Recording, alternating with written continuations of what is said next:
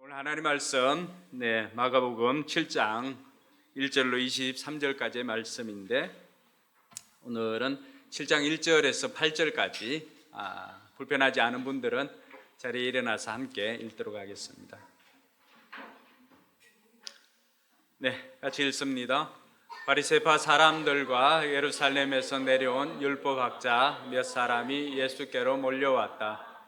그들은 예수의 제자들 가운데 몇 사람이 부정한 손, 곧 씻지 않는 손으로 빵을 먹는 것을 보았다. 바리새파 사람과 모든 유대 사람은 장로들의 전통을 지켜 규례대로 손을 씻지 않고서는 음식을 먹지 않았으며, 또 시장에서 돌아오면 몸을 정결하게 하지 않고서는 먹지 않았다. 그 밖에도 그들이 전에 받아 지키는 규례가 많이 있었는데, 그것은 곧 잔이나 단지나 넙그릇이나 침대를 씻는 일이다. 그래서 바리새파 사람들과 율법학자들이 예수께 물었다. 왜 당신의 제자들은 장로들이 전하여 준 전통을 따르지 않고 부정한 손으로 음식을 먹습니까? 예수께서 그들에게 대답하셨다. 이사야가 너희 같은 위선자들을 두고 적절히 예언하였다. 이렇게 기록되어 있다. 이 백성은 입술로는 나를 공경해도 마음은 내게서 멀리 떠나 있다. 그들은 사람의 훈계를 교리로 가르치며 나를 헛되이 예배한다. 너희는 하나님의 계명을 버리고 사람의 전통을 지키고 있다. 아멘. 1967년도에 가수 남진 아시죠? 남진이 아주 히트곡을 내어놓습니다. 그 노래의 제목은 마음이 고와야지. 강재욱 형제님 이 노래 아십니까? 마음이 고와야지. 들어보셨어요? 새까만 눈동자의 아가씨, 이렇게 시작합니다. 새까만 눈동자의 아가씨, 겉으론 그만한 것 같아도 마음이 비단같이 고왔어. 정말로 나는 반했네. 로운이가 이렇게 하는데, 그 다음이 중요합니다. 마음이 고와야지 여자지, 얼굴만 예쁘다고 여자냐. 한 번만 마음 주면 변치 않는 여자가 정말 여자지. 많은 사람들이 생각할 때는 얼굴을 예쁘게 하는 것이 여자라고 이렇게 생각을 했는데, 남진이 대중가요를 통해 가지고 얼굴을 치장하는 것보다 더 중요한 것은 마음을 가꾸는 것임을 노래로 이렇게 이야기를 해 주었습니다. 그렇다고 해서 너무 얼굴을 가꾸지 않는 것도 문제이지요. 제자리를 찾지 못해서 혼동에 있는 것을 다시 만드는 행위가 무엇일까요? 그게 화장입니다. 화장. 메이크업이라고 하는 것은 혼돈되어져 있는 것들을 다시 만들어주는 그 작업, 그 창조의 작업이 메이크업입니다. 그리고 이 화장을 돕는 게 뭐예요? 화장품이잖아요. 화장품은 영어로 뭐라 그래요? 코스메틱 이렇게 하거든요. 코스메틱은 그렇게 혼돈되어져 있는 것을 다시 질서를 잡아주는 제품, 그 코스모스를 만들어주는 게 바로 화장품입니다. 그래서 여자분들은 마음도 가꾸는 것도 중요하고, 한편 여러분들이 얼굴을 가꾸는 것도 다른 사람에 대한 예의다. 그래서 화장을 하고 이렇게 만나는 것도 도움이 됩니다. 어쨌든 우리가 여자답다, 남자답다라고 하는 이 답다, 다운이라고 하는 단어를 이렇게 쓰면은 사람에게 이렇게 쓰면은 그 사람의 또 역할이나 또 기능이나 또 아니면은 그 자격의 특성에 어울릴 때 사용하는 거죠. 남자답다, 아니면은 크리스찬답다라고 하는 이 다운 것. 그래서 사람들이 크리스찬답다라고 하는 것이 어떤 것인지 이렇게 물어보았는데, 의외로 예수 믿는 사람들은 크리스찬답다라고 하면은 어떤 게 떠오르냐라고 하니까, 술을 안 먹고 담배 피지 않고 또 주일 예배 참석 잘하고 하는 이런 그 외적인 것을 평가 기준으로 잡는 경향이 있었습니다. 믿지 않는 사람들에게 크리스찬답다라고 하는 것은 어떤 의미가 있을까 이렇게 물어보니까 그 사람들은 그 사람이 정직한가, 또 솔직한가, 사랑이 많은가, 또 용서의 삶을 사는가, 이기적이지 않고 이타적인 삶을 사는가 하는, 또 약자들에게 관심을 가지고 있는가, 이런 외적인 것이 아니라 오히려 내면적인 것을 크리스찬다움의 기준으로 삼더라고 하는 거죠. 재밌는 것은 오히려 믿지 않는 사람들의 이런 평가 기준이 예수님의 생각과 거의 동일하다라고 하는 것입니다. 그래서 우리가 그들의 소리에 귀를 기울여야 할 필요가 있습니다. 예수님 당시도 예수님과 또 바리새인들과 그 율법사들은 늘 이런 것들 때문에 갈등을 일으키고 충돌을 하였습니다. 바리새인이나 또 유대 율법주의자들은 유대인다운 것이 어떤가, 유대인이 하나님의 택한 자녀들이라고 생각하고, 그래서 하나님이 택한 자녀들이라고 한다면 이렇게 해야 되지 않나라고 하는 그것 때문에 늘 갈등을 일으키고 또 충돌을 일으켰던 것을 볼 수가 있습니다. 오늘도 마찬가지입니다. 오늘 우리가 읽었던 이 본문에 예수님의 사역의 현장으로 바리새인들과 또 예루살렘에서 또 파견되어져 나오는 율법학자들이 그곳을 찾아왔습니다. 그리고는 그 사람들이 예수님의 제자들이 손을 씻지 않고 음식을 먹는 것을 보고는 예수님께 문제를 제기를 하였습니다. 오늘 5절 말씀에 보니까 바리새파 사람들과 율법학자들이 예수께 물었다. 같이 읽습니다. 왜 당신의 제자들은 장로들이 전하여 준 전통을 따르지 않고 부정한 손으로 음식을 먹습니까? 이 사람들이 볼 때 예수님의 제자들이 손을 씻지 않고 음식을 먹는 것을 보고는 문제를 제기한 것입니다. 물론 이 문제는 지난주에 점심시간에 로운이가 샘물이한테 이 문제를 제기했습니다. 샘물이 너는 왜 손을 씻지 않고 밥을 먹냐? 그럼 세균이 들어가지 않냐? 라고 이야기를 해서 샘물이가 화장실에 가서 급하게 손을 씻고 와서 밥을 먹었습니다. 근데 오늘 유대인들이 이렇게 제시했던 것은 이 위생의 문제 때문에 제시한 것은 아닙니다. 위생의 문제에도 포함되겠지만 그런 위생의 문제보다는 그들에게는 이 정결의 문제였습니다. 유대인들에게는 그들만의 정결 예식이 있었습니다. 그래서 거룩하게 살기를 소원하는 마음에서 그들은 이 정결 예식을 수행을 했던 것입니다. 단순한 위생 개념이 아니라 영적 의례와도 같은 그런 것이었습니다. 그래서 우리가 성경을 읽다 보면은 나시린도 마찬가지지만 시체를 접촉하였다거나 또 아니면은 몸에 피를 흘렸다거나 또 시체를 만지거나 피부병이 있다거나 부정한 짐승과 접촉을 했다거나 곰팡이를 또 이런 것들을 보게 되거나 또 그것에 거주하게 되면은 일정 부분 물로 씻는 행위를 한다거나 아니면 시간을 두어서 일주일의 시간을 준다거나 아니면 심한 경우에는 아예 공동체 밖으로 격리를 시키는 이런 것들을 행하였습니다. 그런 것들이 모두 다 정결 예식에 해당하는 것입니다. 근데 오늘 이들이 문제를 제시한 것도 그들이 모든 음식을 먹기 전에 손을 씻고 외출을 하고 왔을 때 손을 씻고 하는 것은 어디에서 비롯되었을까?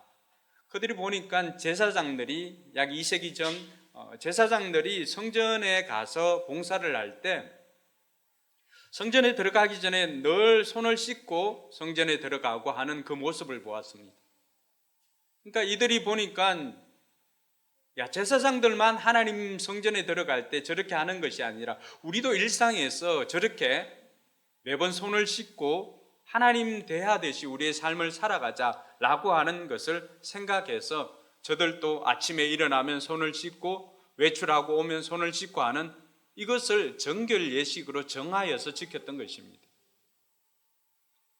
뿐만 아니라 음식을 먹을 때도 마찬가지였습니다. 제사장들이 성전에서 봉사를 하고 음식을 먹을 때도 그들은 꼭 예를 갖추고 손을 씻고 음식을 먹고 하는 것을 보고는 일반 사람들도 우리도 제사장들처럼 하나님을 섬기는 사람으로서 하나님의 자녀들로서 우리도 음식을 먹거나 이렇게 할 때 손을 씻고 하자라고 그들이 정하였던 것입니다.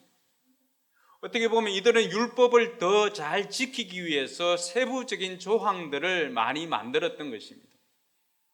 그러한 것들이 여러분들이 알고 있는 탈무드, 다 그러한 내용들입니다. 미시나도 거기에 대한 해석도 마찬가지고요. 그러니까 율법이나 이런 것들을 더 잘 지키기 위해서 어떻게 하면 더 잘 지킬까 고민을 하고 율법학자들이 그것을 세부적으로 이렇게 쪼개어 가지고 그런 전통들을 만들어 놓았던 것입니다. 처음 시작은 이렇게 아름다운 목적으로 시작을 했습니다.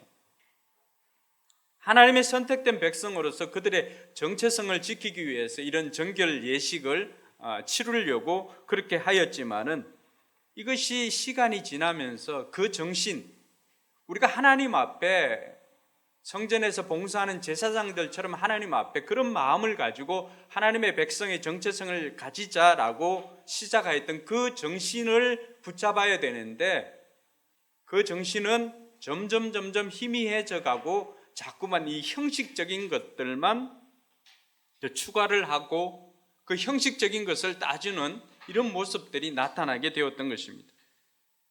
그러니 정신은 흐려지고 형식만을 추구하다 보니까 형식만이 남아서 그것을 다른 사람들을 판단하고 정죄하는 도구로 삼았던 것입니다. 그러니 바리새인들과 율법학자들이 볼 때에는 예수님의 제자들이 손을 씻지 않고 음식을 먹는 것은 이거는 엄청난 범죄 행위와도 같은 것이었죠. 그러니까 이런 것들은 비단 여기에만 나타나는 것이 아니라 우리가 잘 알고 있는 예수님께서 제자들을 가르쳤던 산상수훈, 마태복음 5장에서 7장까지 나오는 그 산상수훈에 보면은 세 가지 주제를 다루고 있습니다. 기도와 구제와 금식입니다. 기도와 구제와 금식, 이것도 마찬가지였습니다. 처음에는 하나님 앞에 어떻게 하면 신앙생활을 더 잘할 수 있을까 고민하고, 그래서 기도에 대해서도 구제에 대해서도 금식에 대해서도 우리가 하나님 믿는 자녀들로서 하나님 자녀답게 살기 위해서는 최소한 이 세 가지는 있어야 되지 않는가라고 하였습니다. 근데 어느 순간인가 이것이 하나님과의 관계에서 하나님에게 나아가는 것이 아니라 오히려 사람들에게 잘 보이려고 기도를 해도 골방에 가서 기도를 하는 것이 아니라 이 발산역 사거리에서 이렇게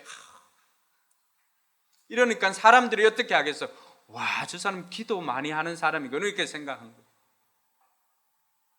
금식을 할 때도 어떻게 할까요? 금식을 하고 하면은 마치 신앙이 좋은 것으로 이렇게 생각하니까 금식하고 오는 사람 이 얼굴이 질서가 안 잡히는 거예요.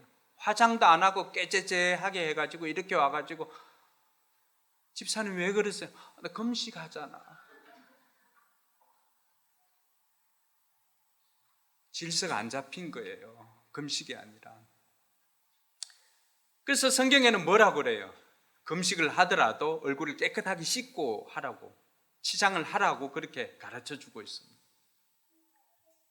구제도 마찬가지예요.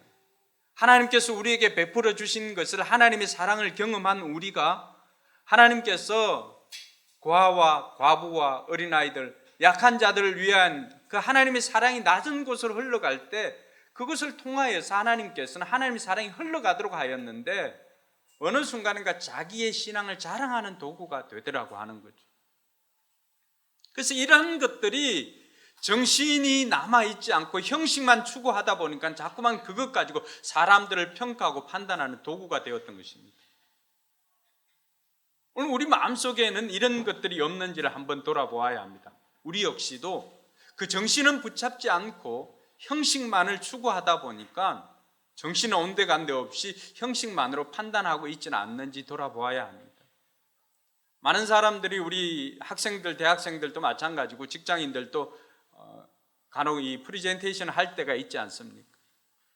그 프리젠테이션을 할 때 처음에는 그 내용을 어떻게 하면 효과적으로 보일 수 있을까 내가 이 내용을 어떻게 하면 효과적으로 전하게 될까라고 하는 것 때문에 여러 가지 디자인을 통하여서 내가 전달하고자 하는 이 내용을 전달합니다.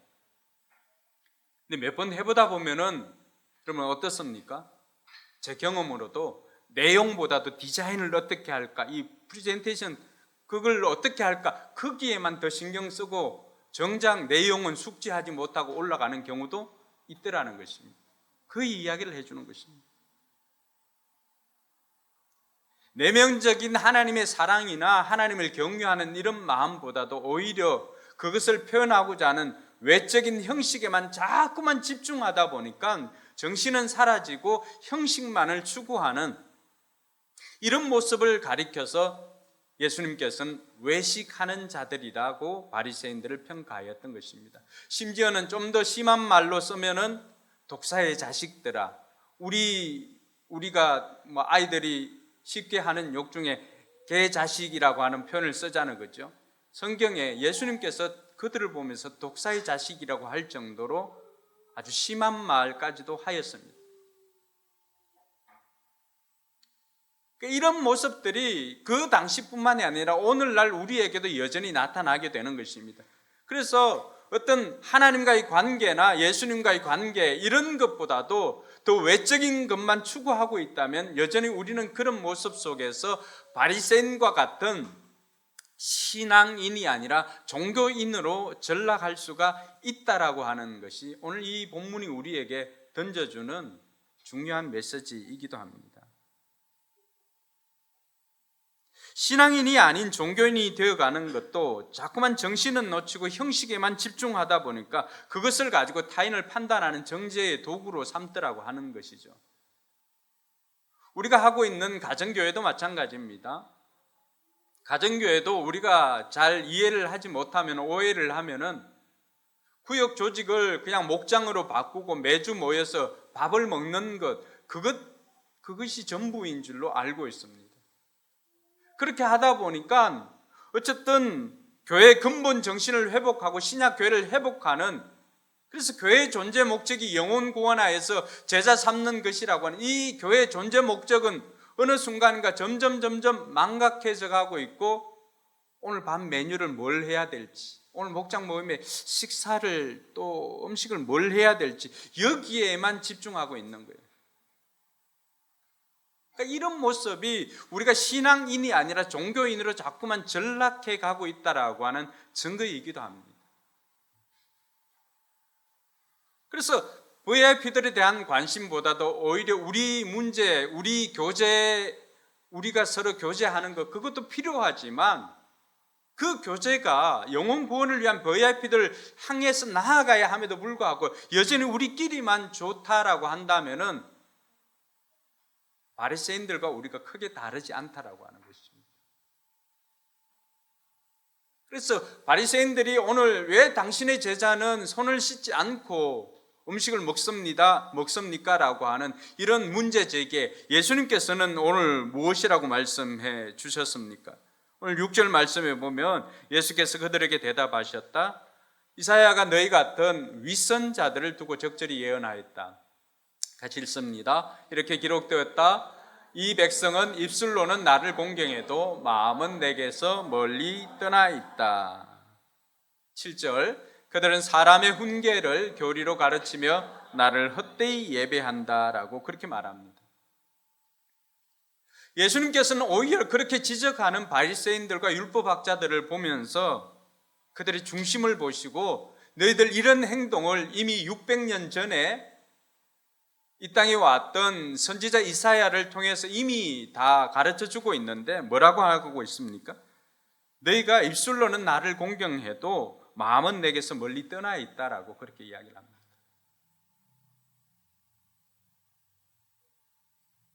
저들은 사람의 전통을 지키려고는 했지만은 사람의 전통을 지키려고 하다 보니까 뭘 놓친 거예요? 정작 중요한 하나님의 계명을 지키지 않게 된 것입니다. 그래서 오히려 예수님께서 오히려 그들에게 다시 문제를 제기하고 있습니다. 8절과 9절에 보면 이것은 예수님께서 저들에 대한 문제를 제기했습니다. 같이 읽습니다. 너희는 하나님의 계명을 버리고 사람의 전통을 지키고 있다. 또 그들에게 말씀하셨다. 너희는 너희의 전통을 지키려고 하나님의 계명을 잘도 저버린다. 그래서 예수님께서 이를 증명하기 위해서 뭘 예를 가지고 왔냐 그러면 고르반이라고 하는 이들의 전통을 가지고 왔습니다. 여러분, 고르반이라고 하는 것은 하나님께 바치는 예물이라고 하는 뜻입니다. 이 헬라 고르반이라고 하는 것은 어떤 의미가 있냐 그러면 어떤 사람이 자기가 소유한 것을 하나님 앞에 바치고 싶어서 그것을 하나님 앞에 고르반으로 이렇게 바쳤습니다. 밭이나 이런 것을 바쳤어요. 자, 그렇게 되면은 그 다음에 그 밭에서 소출이 났지 않습니까? 그러면은 그 소출 난 것은 그것을 경작한 자기와 하나님께만 드리는 목적으로만 사용해야 합니다. 근데 이것을 악용하는 사람들이 나오더라고 하는 거죠. 어떤 경우일까요? 부모님이 경제적으로 좀 힘들어가지고 얘들아 좀 도와달라고 요청을 했어요. 근데 그 중에 어떤 사람이 다 그런 건 아니잖아요. 어떤 사람이 아버지 이거 고르반으로 하나님께 드렸는데요. 그렇게 하면은 율법학자들을 통해서 이것을 고르반으로 드렸다라고 하면은 부모님을 도와줄 수 있어요, 없어요? 없는 거예요.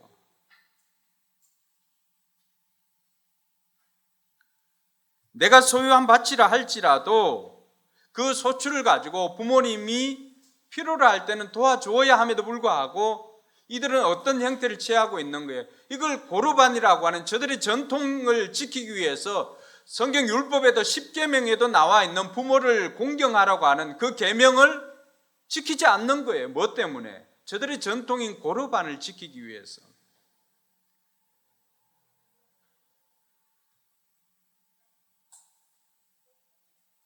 그러니 예수님께서 바리새인들과 율법학자들이 와서 왜 당신의 제자들은 정결 예식을 장로들부터 내려왔던 이 전통이 있는데 그것을 지키지 않고 그렇게 합니까? 라고 했을 때 예수님께서 오히려 저들에게 문제를 제기를 하고 너희들은 사람의 전통을 지키기 위해서 오히려 하나님의 계명을 어겼다라고 저들을 지적하고 있는 것입니다. 그러니까 저들이 얼마나 속으로 뜨끔했을까요? 그러면서 예수님께서 예를 든 것이 무엇입니까? 사람을 더럽게 하는 것은 입으로 들어가는 것이 사람을 더럽게 하는 것이 아니라 사람 속에서 나온 것이 오히려 사람을 더럽게 하는 것이다 라고 이야기를 해 주었습니다. 제자들은 그 이야기를 들어도 긴가민가해서 여러분들처럼 지금 앉아있는 여러분 그게 무슨 말이지 이렇게 했습니다. 그래서 나중에 제자들과 예수님이 따로 이렇게 모였을 때 다시 예수님께서 제자들에게 가르쳐서 설명해 줍니다. 음식을 먹는 것, 손 씻지 않고 이렇게 음식을 먹었다 할지라도 그 음식이 우리를 더럽게 하지는 않는다는 거예요. 그럼 무엇이 우리를 더럽게 하는가? 그 음식이 아니라 우리 입으로 들어가는 음식이 우리를 더럽게 하는 것이 아니라 우리 마음속에 있는 온갖 나쁜 생각들, 이것이 우리의 바깥으로 나와서 행동으로 이어지니까 그것이 오히려 우리를 더럽게 한다라고 하는 것입니다. 그러한 것이 무엇이 있다고 이야기를 합니까? 속에서 그 사람의 마음에서 나오는 악한 생각들, 나쁜 생각은 사람의 마음에서 나오는데 음행, 도둑질, 살인, 간음, 탐욕, 악의, 사기, 방탕, 악한 시선과 모독과 교만, 어리석음. 23절은 이런 악한 것이 모두 속에서 나와서 사람을 더럽힌다라고 그렇게 말하고 있습니다. 여러분 생각에는 어떻습니까? 손을 씻지 않고 음식을 먹는 그 정결례를 지키지 않는 것이 우리를 더럽히고 있습니까? 아니면은 우리 속에 있는 온갖 탐욕과 교만과 욕심이 우리의 삶을 망치고 있습니까? 어떤 것이에요? 하나님께서 우리 사람에게 놀라운 것을 주었습니다. 음식을 먹었어요. 이게 내 몸에 유익이 되지 않으면 어떻습니까? 우린 바로 토해냅니다. 겨우 목구멍을 넘겨서 살 정도가 되면 어떻게 하나요? 그 다음에는 물로서 다 배출하도록 만들어줍니다. 하나님께서 우리 몸을 신묘막측하게 만들었다니까요. 시편 기자가 이야기한 것처럼. 그래서 그 음식이 우리를 상하게 하는 게 아니라 그 음식이 내 생명을 해할 것 같으면은 우리는 자동적으로 그것을 내 몸 밖으로 배출해 냅니다. 입으로 배출해 내든지 뒤로 배출해 내든지 그렇게 해서 우리의 생명을 보존합니다. 그렇지만 우리 마음속에 있는 것들은 어떻습니까? 온갖 탐욕과 욕심과 정욕과 그 욕망이 결국 우리의 삶을 어디로 이끌어가고 있습니까? 자기 소견에 자기 하고 싶은 대로 이끌어가니까 정작 그 길 끝에는 중독이 있고 그 길 끝에는 죽음이 있는 것입니다.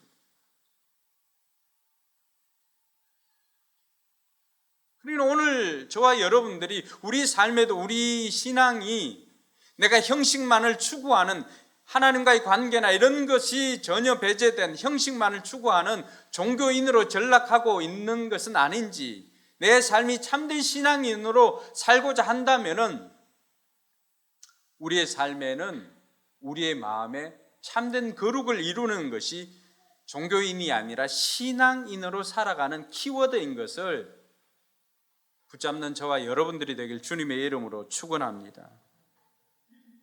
그러면 우리가 참된 거룩을 이루기 위해서 신앙인으로 살아가는 이 참된 거룩을 이루기 위해서는 어떻게 해야 될까? 첫 번째는 참된 거룩은 우리 내부에서 온다라고 하는 것을 기억해야 합니다.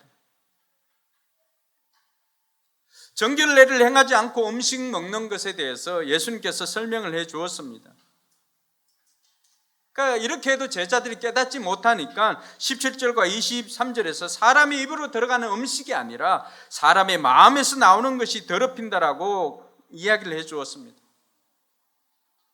오늘 나쁜 생각이나 나쁜 마음, 그것이 곧 우리를 나쁜 행동으로 인도하더라고 하는 것이죠. 그러므로 참된 거룩은 우리의 내부에서 오는데 우리의 마음을 새롭게 하는 것이 참된 거룩의 시작이다라고 하는 것입니다. 그래서 잠언 기자가 잠언 4장 23절에 뭐라고 말합니까? 무릇 지킬 만한 것보다 더욱 내 마음을 지키라. 같이 읽습니다. 그 무엇보다도 너는 내 마음을 지켜라. 그 마음이 바로 생명의 근원이기 때문이다. 할렐루야. 무엇보다도 마음을 지키라고 하는 것입니다. 왜냐하면 외적인 방법으로는 우리의 영혼을 다룰 수가 없고 죄의 문제를 해결할 수가 없기 때문에 우리 내면에 있는 온갖 탐욕이나 부정적인 이런 생각들은 우리 내부에서 먼저 우리의 마음을 새롭게 함으로 이것들을 없앨 수가 있더라고 하는 것입니다. 그래서 예수 믿는 사람답게 살기 위해서 먼저 우리가 해야 되는 것은 우리의 마음으로 결단하는 것입니다. 내 마음속에 있는 욕심과 음란함, 탐욕 이런 것들을 버리기로 결단하는 것입니다. 할렐루야. 그래서 그 무엇보다도 여러분들이 여러분 마음과 생각에 부정적인 것이 들어오지 못하도록 막는 것이 거룩으로 가는 첫걸음입니다. 근데 부정적인 생각이나 마음들이 없어지지 않잖아요. 들어오잖아요. 그럴 때 여러분들이 사용할 수 있는 필살기 하나 가르쳐 드립니다. 따라합시다. 예수 그리스도의 이름으로 명하노니 음란한 생각은 나를 떠나서 예수님 발 앞으로 떠나갈지어다. 선포하는 것입니다.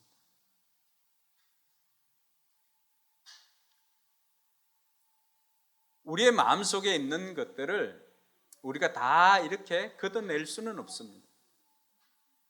그것을 퍼낸다고 한들 그것이 다 없어지겠습니까? 그럴 때 우리가 사용할 수 있는 방법이 있습니다. 여러분, 어둠을 물리칠 수 있는 가장 좋은 방법은 뭘까요? 어둠을 계속해서 퍼내는 것일까요? 아니죠. 그것에 작은 빛이라도 빛이 들어가는 순간 어둠은 빛의 속도로 사라집니다. 우리의 마음에도 마찬가지입니다. 여러분 마음속에 자꾸만 욕심이 생기고 탐욕이 생기고 홈쇼핑 보면서 저거 나한테 있어야 되는데 누구보다도 나한테 잘 어울리는데 이런 생각을 하고 자꾸만 지르려고 왔다 갔다 하고 이런 마음이 들 때 부정적인 생각을 없애려고 하는 것보다 더 중요한 것은 긍정적인 것을 바라보는 것입니다. 여러분 마음속에 빛을 초청하는 것입니다. 그래서 우리가 두 번째로 참된 거룩을 이루기 위해서 해야 되는 것은 참된 거룩은 예수님과의 관계에서 온다라고 하는 것을 기억해야 합니다. 오늘 예수님께서 6절 말씀에 보면 이들을 지적할 때 뭐라고 했습니까? 이사야가 너희 외식하는 자에 대하여 잘 예언하였다. 기록하였으되 이 백성은 입술로는 나를 공경해도 마음은 내게서 멀리 떠나 있다. 마음이 떠나 있다라고 하는 것입니다.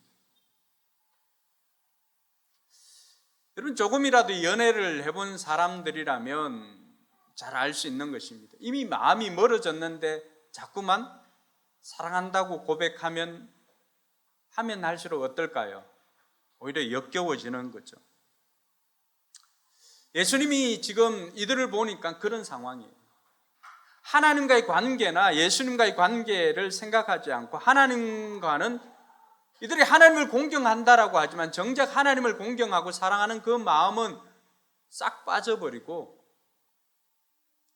자신들의 명예나 이익을 위해서 형식만을 추구하고 있는 저들의 모습을 보니까 예수님께서는 어떻게 하겠어요?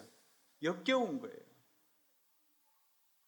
그러니까 이들만 보면은 예수님께서 독사의 자식들아 이렇게 표현을 하고 외식하는 자들, 이때 외식하는 자라고 하는 거는 오늘 바깥에 가서 빕스 가서 먹고 하는 이런 적이 아니죠. 이 외식이라고 하는 단어는 연극하다라고 하는 표현, 연극 배우들이 사용하는 그 용어입니다. 그러니까 연극 배우들은 뭐예요? 자기 본체로 사는 게 아니지요. 그러니까 연극에서 맡은 캐릭터로 살다 보니까 그 캐릭터에 맞추어서 자기를 어떻게 하는 거예요? 포장하고 위장을 하는 거죠. 그러니까 바리새인들이 그렇다는 거예요. 그 본체대로 하나님과 나와의 관계 속에서 있는 내 자신을 보는 것이 아니라 자꾸만 위장되어진 그 위치, 그 역할 때문에 형식만을 자꾸 추구하고 다른 사람들을 판단하고 있는 그 모습을 보니까 뭐가 빠져 있는 거예요?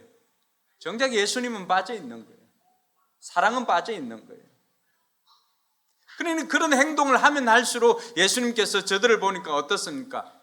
토해내고 싶은 거예요. 토해내고 싶은.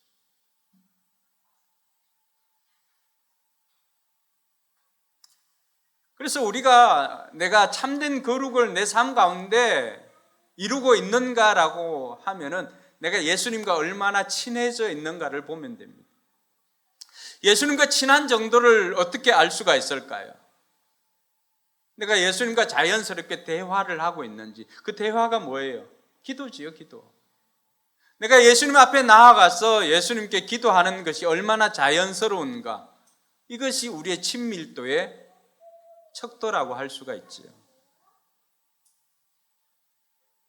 기도하는 것이 부담이 되고 예배 드리는 것이 기쁨이 아니라 부담이 되고 있다면 죄송하지만 아직은 여러분들은 종교인일 수가 있습니다. 근데 그 자리에서 이제는 종교인으로 살아가는 것이 아니라 이제는 좀 더 본질을 추구하고 정신을 붙잡고, 여러분 기독교는 그리스도가 중심인 종교잖아요. 종교라고 일반 사람들이 표현을 할 때. 그러면은 예수님과 나와의 관계가 이 신앙생활에 있어서 가장 중요한 핵심입니다.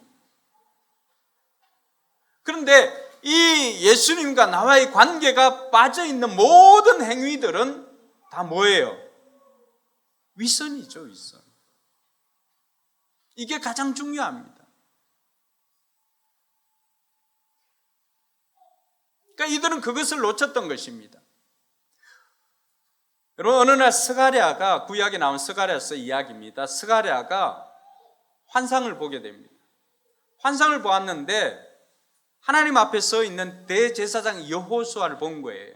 스가랴 3장에 나와 있는 내용인데, 거기에 보면은 여러분, 대제사장들이 1년에 한 차례씩 성소 안에 보면 우리가 이렇게 예배당이라고 성소와 지성소를 구분하면은 여기 요만큼 잘라가지고 이 성소 휘장이 이렇게 쳐져 있거든요. 거기는 성소, 여기는 지성소예요. 여기는 그 하나님을 예배하는 법궤가 여기 있고 여기에 스랍들이 날개로 하나님을 찬양하는 이런 모습으로 지성소가 있습니다. 그러니까 1년에 한 차례씩 대제사장들이 대속죄일에 한 번씩 여기에 들어갈 수가 있습니다. 그들이 거기에 들어가서 뭐 할까요? 그들이 들어갔을 때 여기는 아무도 들어올 수가 없으니까 들어갈 때 여기에다가 줄을 묶어가지고 방울을 묶어서 들어갑니다. 왜요? 들어가서 혹시라도 이 사람들이 범죄하여서 하나님 앞에 들어가면 그 자리에서 어떻게 될까요? 법궤를 만져도 죽을 판인데 그 하나님의 임재가 있는 그곳에 들어가서 죽으면 사람들이 끄집어낼 수가 없잖아요. 그러니 이때 대속죄일에 대제사장이 여기에 들어가는 것은 모든 제사장들의 시선이 그에 집중되어 있습니다. 제사장만 그럴까요? 온 국민의 시선이 그들에게 집중되어 있습니다. 그래서 대제사장들이 여기에 들어가기 위해서 하는 행동이 있습니다. 먼저는 들어가기 위해서 목욕을 하고 난 다음에 제물을 가지고 들어가서 제물을 올리고는 그리고 여기 와서 자기의 죄를 하나님 앞에 속죄합니다. 그리고 다시 나옵니다. 다시 나와서 다시 목욕을 하고 또 제물을 바치고는 이번에는 들어가서 제사장들의 죄를 회개합니다. 그리고 다시 나옵니다. 다시 나와서 다시 목욕을 합니다. 그리고 다시 제물을 바치고 다시 들어가서 이제는 이스라엘의 모든 국민들, 백성들을 대신해서 속죄 제사를 드리고 그곳에서 예배를 드립니다. 근데 거기에는 여러분 어떤 조금의 범죄함이나 이런 것이 허용되지 않는 것이죠. 그렇게 정결하게 이렇게 씻고 들어가서 하나님 앞에 예배드리고 하였던 그런 대제사장 아닙니까? 그런데 스가랴가 환상 중에 보니까 하나님 앞에 있는 대제사장 여호수아의 모습을 보니까 오물을 뒤집어 쓰고 있습니다. 그렇게 목욕을 하고 3번씩이나 목욕을 하고 들어가고 하는 그였지만 그 앞에 지금 하나님 앞에 있는 대제사장 여호수아를 환상을 통해서 보니까 오물을 뒤집어 쓰고 있는 거예요. 이게 무슨 모습이에요? 인간의 노력으로 아무리 씻고 들어가도 하나님의 시선으로 보면 우린 다 어떤 존재라고요? 오물을 뒤집어 쓰고 있는 존재와 다르지 않다는 것입니다. 그게 오늘 우리의 모습이에요. 그런 대제사장들조차도 그렇게 정결하게 살려고 애를 쓰고 하는 그런 사람들조차도 하나님이 보시기에는 그런 오물을 뒤집어 쓰고 있는 모습이더라고 하는 거죠. 하나님의 관점에서 보니까. 그래서 하나님께서 그 대제사장 여호수아를 보고 옆에 있는 천사들 통해서 천사가 옷을 갈아입히라고 합니다. 옷을 갈아입히고 스가랴 3장 4절에 이렇게 되어 있습니다. 천사가 자기 앞에 서 있는 다른 천사들에게 그 사람이 입고 있는 옷을 벗기라고 이러고 나서 여호수아에게 말하였다. 보아라, 내가 너의 죄를 없애준다. 이제 너에게 거룩한 예식에 입는 옷을 입힌다라고 하면서 그 직분에 맞는 옷을 입혀줍니다. 누가요? 하나님이. 그래서 대제사장 여호수아가 그렇게 오물을 뒤집었었지만 옷을 갈아입혀서 그 대제사장의 역할을 감당하기 위해서 이 땅에 오신 여호수아가 누구예요? 예수님이에요. 그 이야기를 해주고 있는 거예요. 여러분, 신약의 예수라고 하는 이름이 구약에는 뭐예요? 여호수아, 호세아, 예수예요. 그러니 저와 여러분들이 참된 거룩을 위해서는 우리가 예수님이 빠진 거룩은 없습니다. 내가 예수님을 모실 뿐만이 아니라 예수님과의 관계에서 더 친밀함을 가지고 주님 앞에 나아갈 때 참된 거룩은 주님께 붙어 있는 것이 우리의 거룩인 줄 믿으시기 바랍니다. 요한복음 15장 5절이 뭐예요? 나는 포도나무고 너희는 가시다라고 했잖아요. 여러분, 포도밭에 가보셨나요? 안 가봤어요? 갔어요? 안 가본 사람 손 들어보세요. 네, 다 가봤네. 대답을 안 해요. 일주일 동안 삶에 지쳐 있다 여기 와서는 대답하기 싫다는 거죠. 알겠습니다. 포도밭에 가면 낑낑 소리 납니까? 가지들이 포도 열매를 맺기 위해서 이런 소리가 납니까? 안 나잖아요. 그들이 고작 하는 일이라는 게 뭐예요? 나무에서 떨어지지 않는 거예요. 가지가 하고자 하는 거는 그 나무에 붙어 있는 거예요. 붙어 있기만 하면 어떻게 되는 거예요? 열매를 맺게 되는 거죠.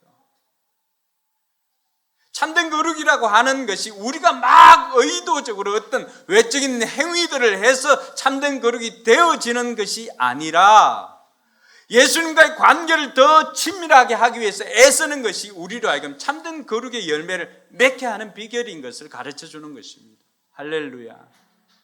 그래서 여러분 예수님과 더 친해지려고 해보세요. 자주 얼굴을 뵙고 자주 대화도 해보고 그것이 예배와 기도인 것이죠. 세 번째 참된 거룩은 성령 충만에서 오는 것입니다. 여러분 에베소서를 보면은 에베소서 4장에서부터 이제 새롭게 된 피조물, 새로운 신앙인으로서 생활 규범에 대해서 설명을 해주고 있습니다. 그리고는 빛의 자녀다운 생활, 예수 믿는 사람다운 생활을 말하는 거죠. 빛의 자녀다운 생활에 대해서 말할 때 그리고 제시하는 것이 성령 충만을 받으라고 하는 것입니다. 그래서 에베소 5장 18절에 보면 같이 읽습니다. 술에 취하지 마십시오. 거기에는 방탕이 따릅니다. 성령의 충만함을 받으십시오 라고 말합니다. 이 말씀이 그거예요. 우리가 악한 생각을 없애기 위해서 애쓰는 것이 아니라 악한 생각들은 여전히 우리 속에 남아있을 수가 있습니다. 그런데 우리가 빛을 모시고 오히려 성령 충만하기 위해서 애를 쓰면은 그 성령 충만함이 결국에는 그런 마음들을 이기게 해 주더라고 하는 것입니다. 이것이 바울이 로마서 7장에서 고민했던 것 아닙니까? 분명히 예수 믿는 사람이잖아요. 그런데도 자기 속에 또 다른 법이 있음을 깨닫습니다. 자기 마음에 두 가지 법이 있다는 거예요. 하나는 성령의 법이고 하나는 육신의 법을 따르는 거죠. 우리가 인디안 그 추장 이야기 예화로 들어본 적이 있지 않습니까? 인디안 할아버지가 어느 날 손주를 데리고 이렇게 나갑니다. 가보니까 늑대 두 마리가 싸우고 있습니다. 할아버지 어떤 늑대가 이기는 것 같아요? 힘센 늑대가 있지. 그러면서 할아버지가 이야기를 해줍니다. 우리 마음에도 두 마리의 늑대가 있단다.